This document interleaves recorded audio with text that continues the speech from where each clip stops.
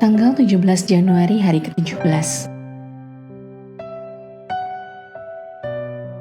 Bacaan Kejadian pasal 48 sampai 50. Hari-hari terakhir Yakub dan Yusuf.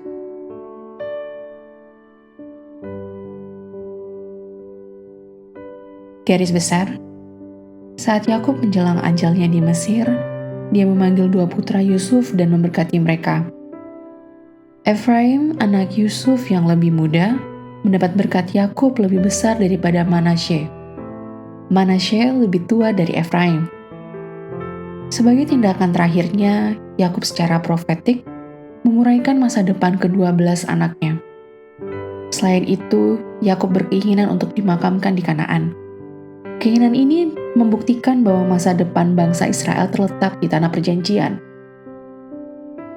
Yusuf menubuatkan juga bahwa pada suatu hari Tuhan akan membebaskan bangsa Israel. Yusuf pun akhirnya meninggal. Ia telah menjalani kehidupannya dengan sejahtera dan dengan penuh kesetiaan kepada Tuhan.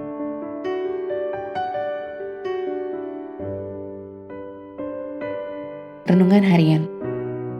Pada skala 1-10, nilailah diri Anda terkait dua pernyataan berikut. Saya adalah orang yang pemaaf. Saya mudah melupakan kejahatan yang dilakukan terhadap saya. Yusuf menunjukkan kualitas pengampunan yang total seperti di atas itu kepada saudara-saudaranya. Setelah kematian Yakub, saudara-saudaranya takut kalau Yusuf akan membalas dendam. Lihat pasal 50 ayat 15. Meskipun ia telah memaafkan mereka. Permintaan belas kasihan dari saudara-saudaranya membuat Yusuf menangis. Padahal Yusuf sudah meyakinkan saudara-saudaranya bahwa dia telah benar-benar memaafkan mereka. Jika Anda telah mengalami pengampunan Tuhan, Anda memiliki motivasi yang besar untuk memaafkan orang lain. Dalam hubungan relasi seperti apa yang membuat Anda tidak bisa memaafkan sebuah pelanggaran? Berbicaralah dengan Tuhan mengenai hal itu. Bersyukurlah untuk damai sejahtera yang hanya bisa diperoleh melalui pengampunan secara total yang Anda lakukan.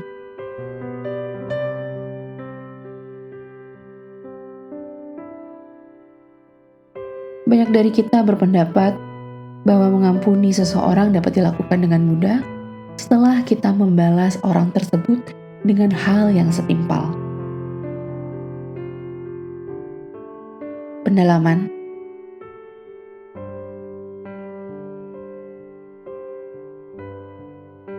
Tongkat kerajaan Kejadian pasal 49 ayat 10. Tongkat yang disebut dalam Kejadian pasal 49 ayat 10 menggambarkan otoritas raja dan merupakan simbol kerajaan. Dalam kasus Mesias yang akan datang, tongkat itu menggambarkan otoritas Yesus atas semua bangsa, seperti yang tertulis dalam Mazmur pasal 2 ayat 9 dan Wahyu pasal 19 ayat 15. Tetapi sebagai gembala yang baik, Yesus menggunakan tongkat yang berbeda. Tongkat untuk menghibur dan melindungi kawanan dombanya. Lihat Mazmur pasal 23 ayat 4.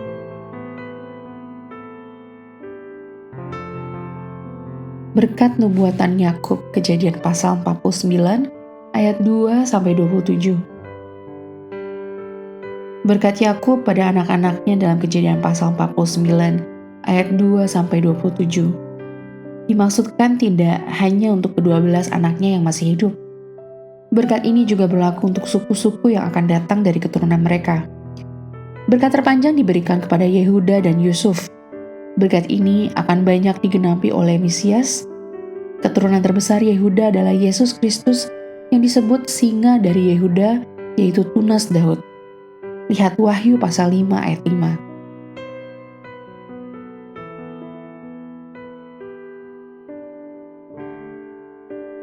Amin. Tuhan Yesus memberkati.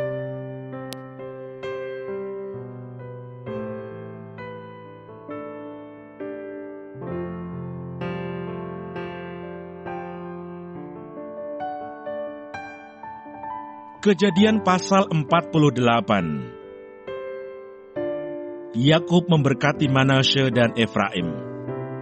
Sesudah itu ada orang mengatakan kepada Yusuf, "Ayahmu sakit." Lalu dibawanyalah kedua anaknya, Manasye dan Efraim.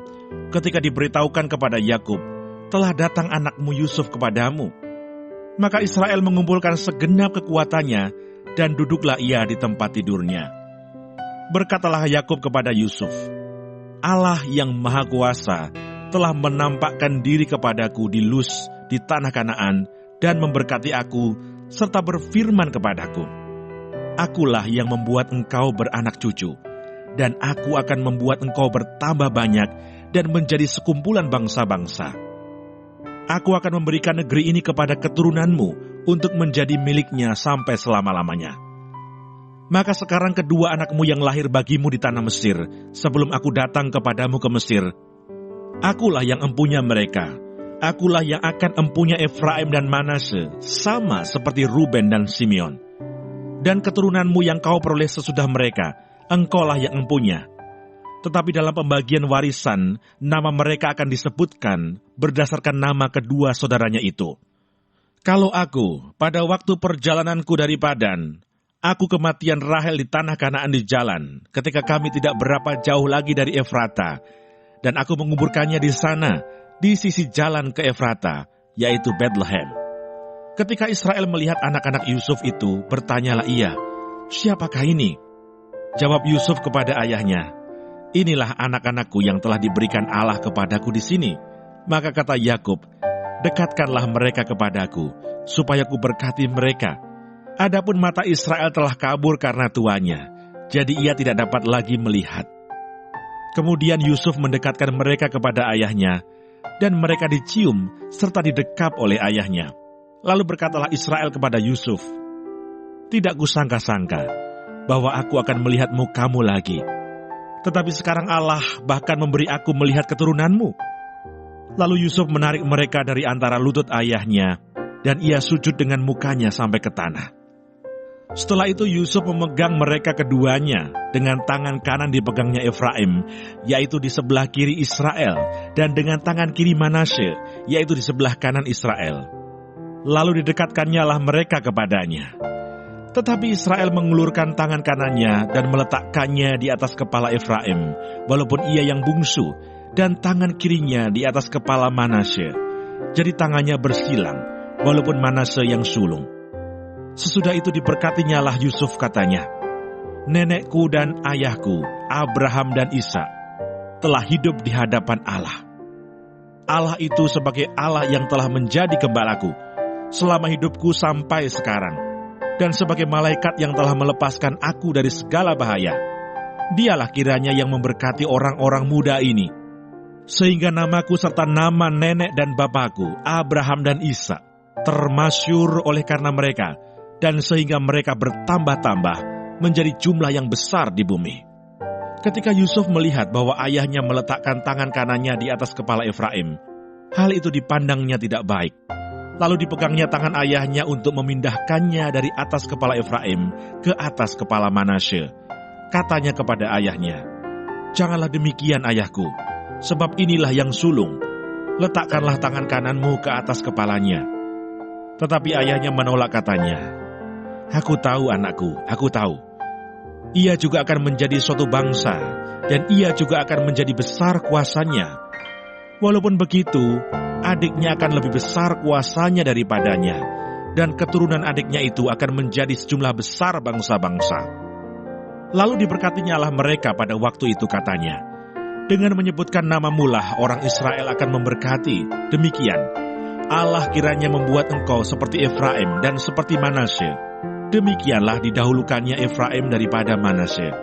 Kemudian berkatalah Israel kepada Yusuf, 'Tidak lama lagi aku akan mati, tetapi Allah akan menyertai kamu dan membawa kamu kembali ke negeri nenek moyangmu. Dan sekarang aku memberikan kepadamu sebagai kelebihanmu daripada saudara-saudaramu, suatu punggung gunung yang kurebut dengan pedang, dan panahku dari tangan orang Amori.'" Kejadian pasal 49. Perkataan Yakub yang penghabisan kepada anak-anaknya.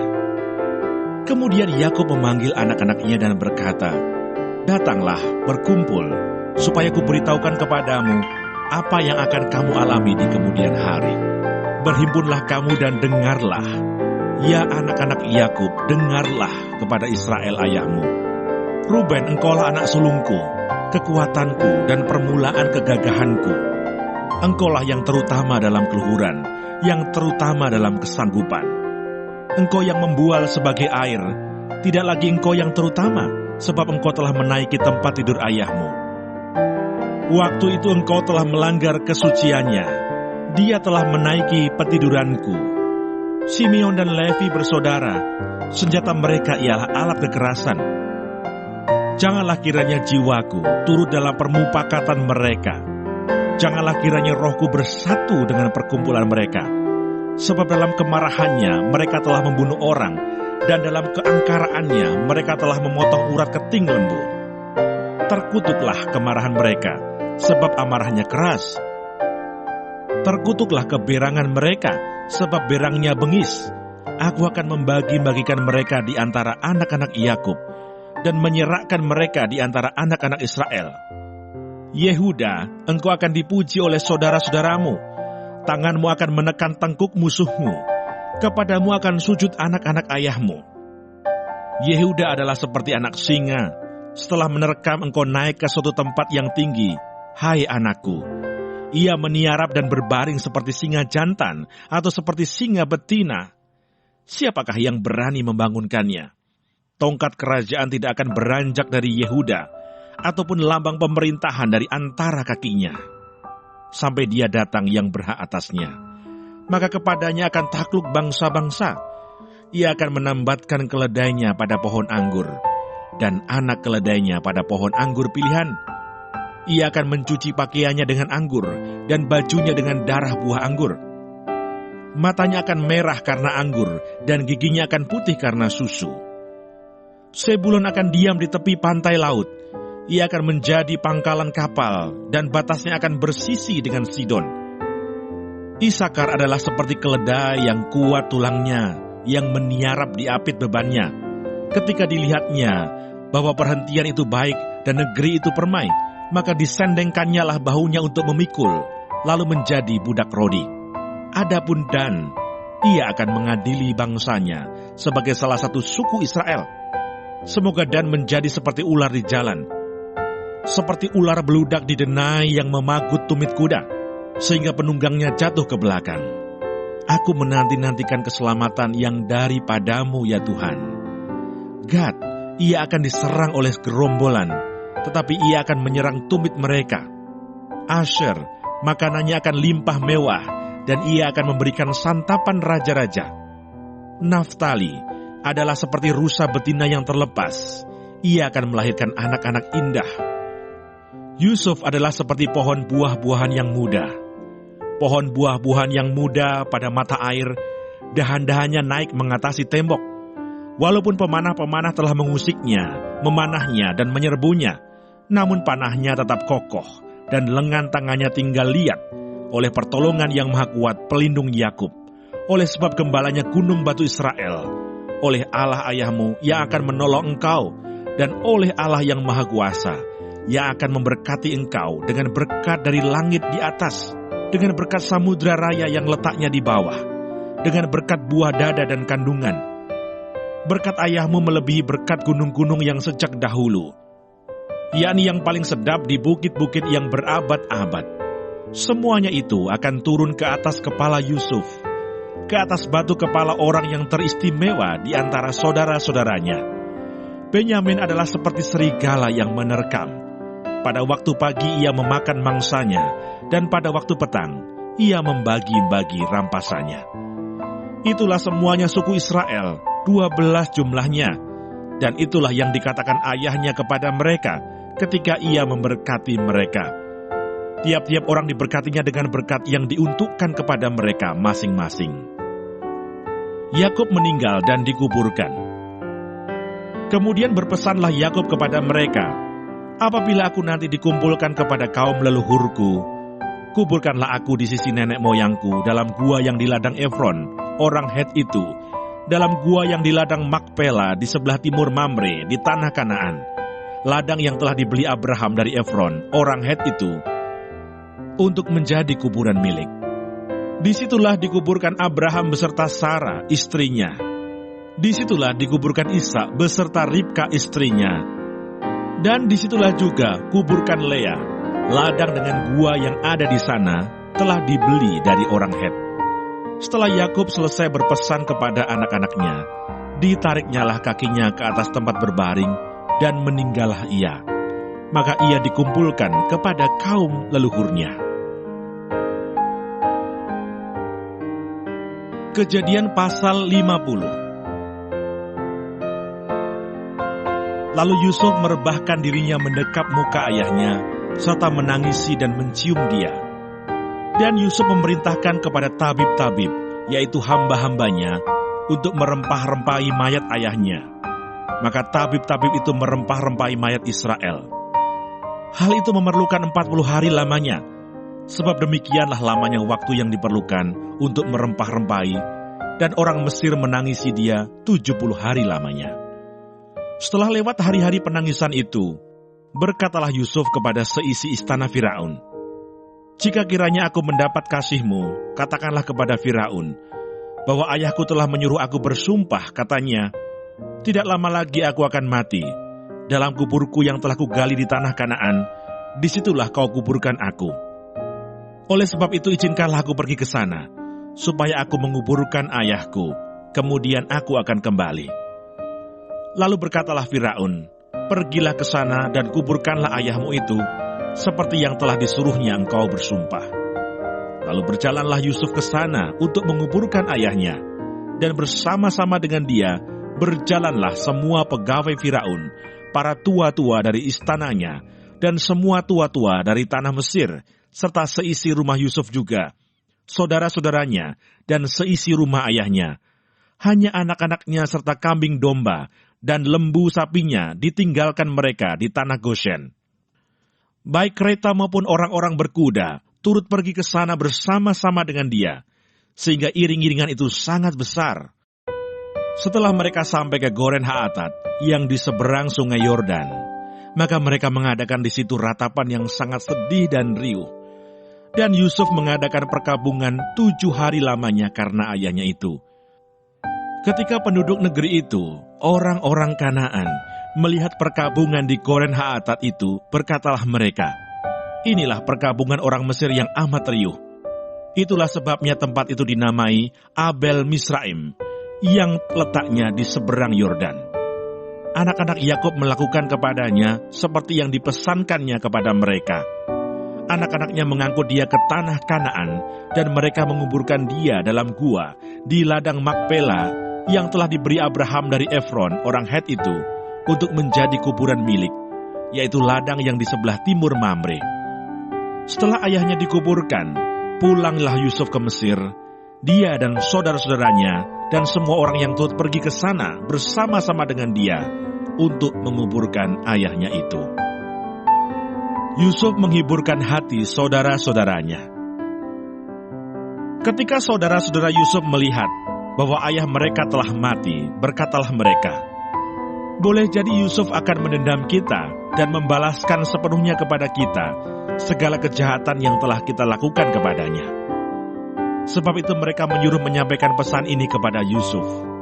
"Sebelum ayahmu mati, ia telah berpesan, 'Beginilah harus kamu katakan kepada Yusuf, ampunilah kiranya kesalahan saudara-saudaramu dan dosa mereka, sebab mereka telah berbuat jahat kepadamu. Maka sekarang, ampunilah kiranya kesalahan yang dibuat hamba-hamba Allah ayahmu.' Lalu menangislah Yusuf ketika orang berkata demikian kepadanya. Juga saudara-saudaranya datang sendiri dan sujud di depannya serta berkata, 'Kami datang untuk menjadi budakmu.' Tetapi Yusuf berkata kepada mereka, 'Janganlah takut, sebab aku inikah pengganti Allah. Memang kamu telah mereka-rekakan yang jahat terhadap aku. Tetapi Allah telah mereka-rekakannya untuk kebaikan, dengan maksud melakukan seperti yang terjadi sekarang ini, yakni memelihara hidup suatu bangsa yang besar. Jadi janganlah takut, aku akan menanggung makanmu dan makan anak-anakmu juga.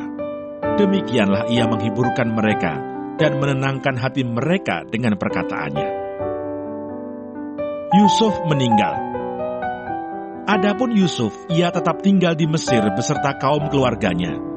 Dan Yusuf hidup 110 tahun. Jadi Yusuf sempat melihat anak cucu Efraim sampai keturunan yang ketiga, juga anak-anak Makhir, anak Manasye, lahir di pangkuan Yusuf. Berkatalah Yusuf kepada saudara-saudaranya, "Tidak lama lagi aku akan mati. Tentu Allah akan memperhatikan kamu dan membawa kamu keluar dari negeri ini, ke negeri yang telah dijanjikannya dengan sumpah kepada Abraham, Ishak dan Yakub." Lalu Yusuf menyuruh anak-anak Israel bersumpah, katanya, "Tentu Allah akan memperhatikan kamu. Pada waktu itu, kamu harus membawa tulang-tulangku dari sini." Kemudian matilah Yusuf, berumur 110 tahun. Mayatnya dirempah-rempahi dan ditaruh dalam peti mati di Mesir.